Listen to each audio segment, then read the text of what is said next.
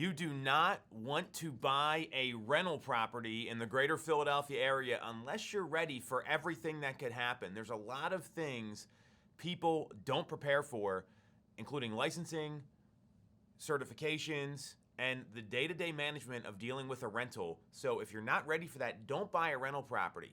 The flip side is there's a lot of positives financially for your net worth, for cash-on-cash return that can help you build your portfolio if you're ready for it. So I'm going to break it all down next here. And before we get started, if you get some value out of the video, make sure to subscribe to the channel, hit the bell for notifications, and if you're interested in talking about how this might be something you would be interested in, make sure to schedule a call with our team in the link in the comments. So reasons not to buy a rental property. I just went through an eviction. I was at eviction court earlier this week because I made some mistakes.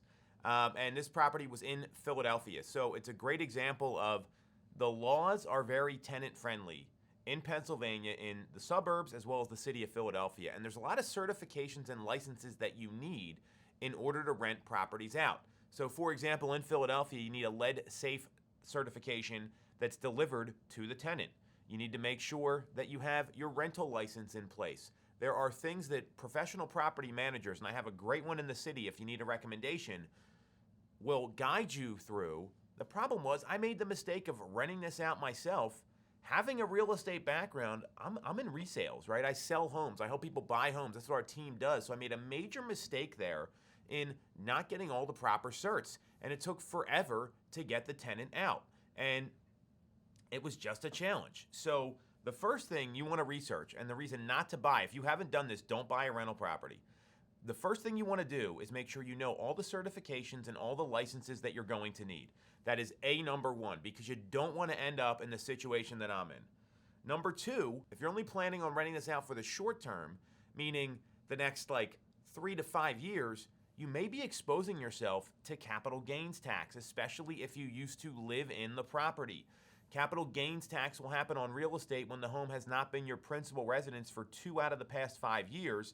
And there's some other qualifications as well, so make sure you talk to your accountant. I am not an accountant, but time of ownership as a principal residence, if you're only going to rent it out for 3 years or 4 years, all of a sudden you lose your 1099 exemption to avoid paying capital gains tax. And if you're renting it out for the next 20 years, great, that makes a lot of sense. But if it's a short-term thing of I'm waiting for prices to come up a little bit, or I'm not sure what I want to do with it, don't make that mistake of renting it out not long enough to realize the financial benefit. Number three is property management. Who do you have set up to get repairs done to the property? Do you have someone for the tenant to call? This is probably going to cost you between 6 and 10% of the monthly rent, but if you don't hire a property manager, guess what? You're the property manager. So you want to make sure you've got someone ready to handle this, or you're prepared to deal with heating maintenance requests. You're prepared to deal with, there's a leak. I got a plumbing problem. All these things that couldn't be working because the tenants will call you if that's the case. And you may not be ready to deal with that. So that's another reason to not buy investment properties or turn your principal residence into an investment property. And the last one, and this is the most unpredictable, uncooperative tenants. Let's be real. Tenants, they're going to be nice to you when they meet you. Interviewing is a skill. Of course they're going to be nice and realistic. I'd be checking references, pulling credit, making sure you're doing all the things legally you're allowed to do. And after that, then decide if you want to rent to this person or not.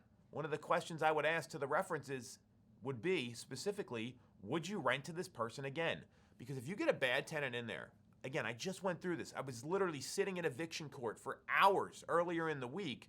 When this happens, you're kind of stuck. It takes a while to get them out. You're dealing with the court system. They're backed up. They're slow.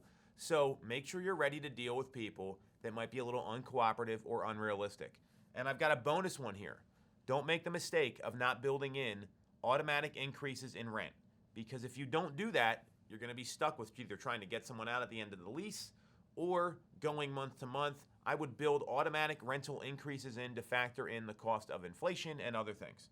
So these are all the reasons not to buy a rental property. Here's some reasons you do want to invest in real estate, because I do invest in real estate. I had a bad experience right now. It's not going to stop my long-term plans. I'm just going to be more careful because everyone makes mistakes. So number one is you can get a cash-on-cash return.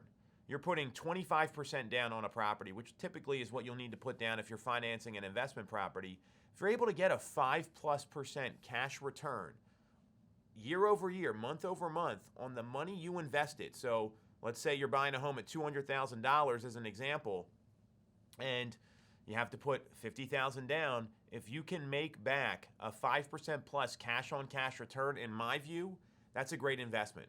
I would start with cash on cash return. The mistake a lot of folks make is they get bet on appreciation instead of looking at how their money's performing, because you can get that same return with stocks and other investments. So you want to make sure you're making money on the money you're investing, because if you're betting on appreciation, that ties up your capital and that's going to tie up what you're able to do and how you can help build your worth. If the cash on cash return works, that's a great reason to buy an investment property.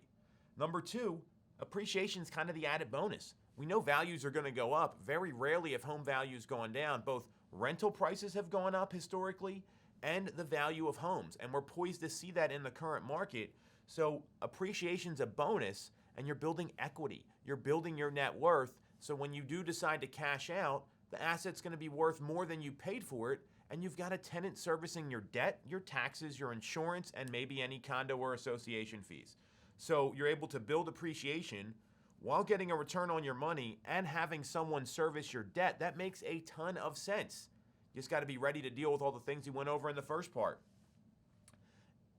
Buying an investment property is also a hedge on inflation, because we know home prices go up. Well, guess what? When you have that at a fixed rate loan, then all of the sudden, that fixed rate investment, that payment's never changing over 30 years if it's fixed rate.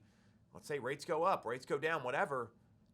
Rates go down, you refinance and renegotiate the rate. Rates go up, you're in a great spot, and you're hedging against inflation because the asset's value is increasing.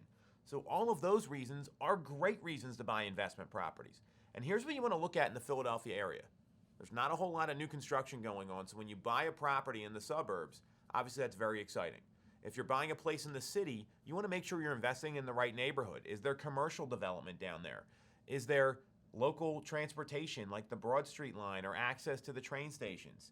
The job market's very strong in the greater Philadelphia area. Employment is up year over year in the greater Philadelphia area, and we've got a population that's very steady. So all of these reasons are great reasons to buy investment properties. Just make sure you're ready to deal with some of the challenges here, and that will help you navigate all of this. So if you got some value out of this, remember, hit subscribe, click on the bell for notifications, and click on the link in the comments if you want to schedule a time to talk about your real estate investing plan.